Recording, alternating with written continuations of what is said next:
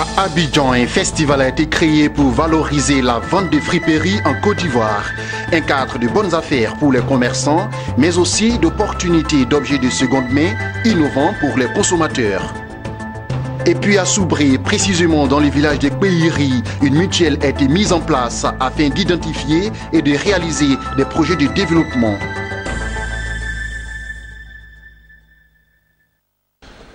Mesdames et messieurs, bonsoir et merci de suivre les informations sur Business 24 Africa. Partout à Abidjan, le textile de seconde main a envahi les différents marchés. La friperie est aujourd'hui entrée dans les habitudes de consommation des populations.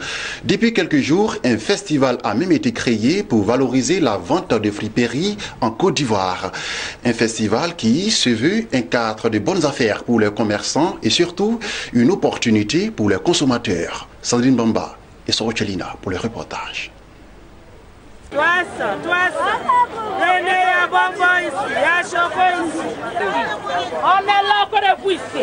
En Côte d'Ivoire, le commerce de vêtements communément appelé Yugu Yugu a pris de l'ampleur au point d'être aujourd'hui objet d'un festival, le Festifripa. Précédemment pratiqué par des personnes venues des pays voisins de la Côte d'Ivoire, l'activité intéresse de plus en plus les jeunes Ivoiriens. Le Festival international de la friperie d'Abidjan a été créé pour promouvoir la vente de vêtements de seconde main.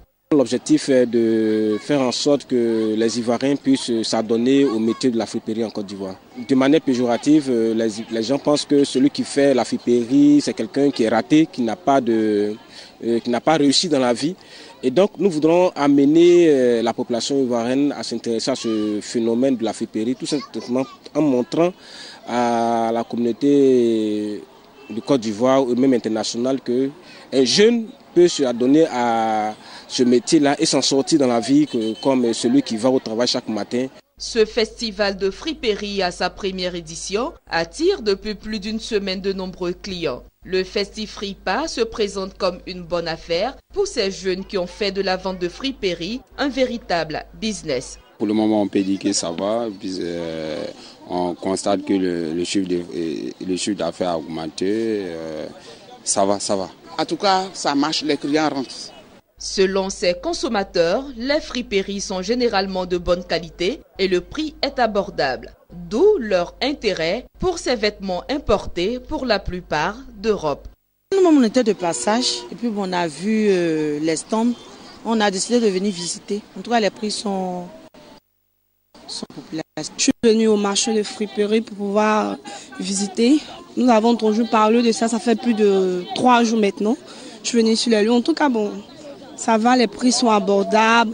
On trouve un peu de tout. On trouve des guines, des robes. En tout cas, c'est vraiment de la friperie. On s'en sort très bien. Il y a quelques années en arrière, la vente de friperie n'était pas aussi développée en Côte d'Ivoire. Aujourd'hui, les espaces et les étalages de friperie ne cessent de pousser le long des grandes artères de la capitale ivoirienne. Le constat est que les articles vendus en friperie n'attirent plus seulement les populations démunies. Toutes les classes sociales se sont mises à la conquête de ces articles low cost. Rendons-nous maintenant à Soubré, précisément dans le village de Kweiri.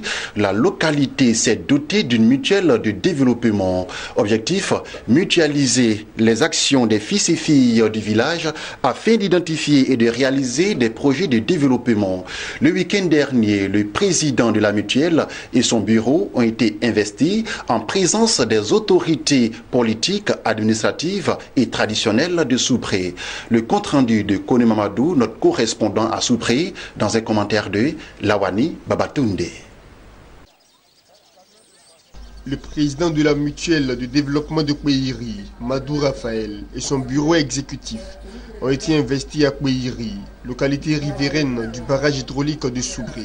Témoin de l'événement, plusieurs personnalités, dont le secrétaire général de la préfecture de Soubré, Thierry Bonaventure, le représentant du directeur général de Côte d'Ivoire Énergie, Kone Amara, du maire de la commune de Soubré, Traoré Lassina, de la chefferie traditionnelle et de nombreux invités.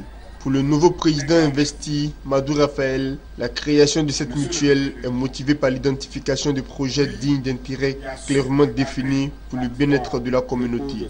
À travers cet organe de développement, il s'agit d'œuvrer à l'essor du village de Kweiri et de contribuer à améliorer la vie des habitants.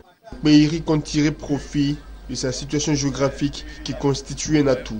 Le président de la mutuelle a exprimé sa reconnaissance aux responsables de Côte d'Ivoire Énergie pour les actions significatives en faveur du village. Cependant, il n'a pas manqué d'exposer des préoccupations.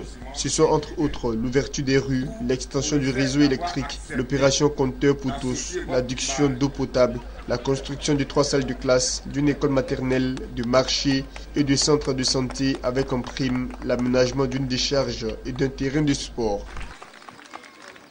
L'objectif, c'est de mettre ensemble toutes les énergies des populations, essayer de trouver des voies et moyens pour essayer de réaliser tous les projets que nous aurons à élaborer ensemble. Donc, ceci dit, je voudrais lancer un appel à notre sortie solennelle, cette sortie officielle d'aujourd'hui. Je vais lancer un appel donc à toute la population de Kweiri qui est ici présente comme qui est ailleurs, afin de pouvoir adhérer.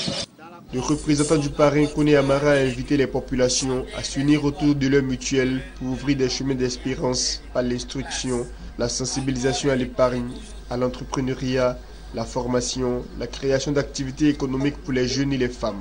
Le secrétaire général de la préfecture de Soubri, Bonaventure Thiegbe, a exhorté la dite organisation à poser des actions concrètes sur le terrain pour le bonheur des populations. Après l'investiture du bureau de la mutuelle, la présentation du tribunal coutumier et le baptême de certaines rues du village ont été les autres temps forts des festivités du village de Kweiri. Et puis pour le reste de l'actualité, rendons-nous en Tunisie où l'agence de notation Moody's a dégradé la note souveraine du pays qui passe de BA1 à B1. Le pays doit donc désormais sa dette classée dans la catégorie très spéculative. L'agence de notation a justifié cette décision par l'absence de réformes fiscales crédibles et le retard pris dans la mise en œuvre des recommandations du Fonds monétaire international, et ceci dans un contexte marqué par un déséquilibre persistant de la balance commerciale du pays du jasmin. Au nombre des actions préconisées, un soutien plus important à l'économie, la maîtrise d'un contexte social marqué par des troubles et un effort accru dans le contrôle de la balance commerciale et de l'efficacité fiscale. Toujours en bref, les chaînes locales, publiques et privées représentent 41% des parts d'audience de la télévision en Afrique francophone subsaharienne, affichant ainsi une hausse de 4% par rapport à 2016. Cette information a été fournie par l'étude Africascope 2017, produite par Kantar TNS, un groupe international spécialisé dans les études marketing et dans les sondages. Selon les conclusions de l'étude, la part d'audience des télévisions locales est plus faible au Gabon, 13%, au Cameroun, 26%, en Côte d'Ivoire, 27%, au Mali, 35%, à cause de l'offre locale audiovisuelle réduite. A contrario, en RD Congo, au Burkina Faso et au Sénégal, où cette offre est plus fournie, la part d'audience des chaînes locales est supérieure à 50%. Fin de ce temps d'information. J'ai été très ravi de vous l'avoir présenté. Je vous donne rendez-vous mercredi 21h pour un nouveau journal. Restez sur la chaîne de l'économie.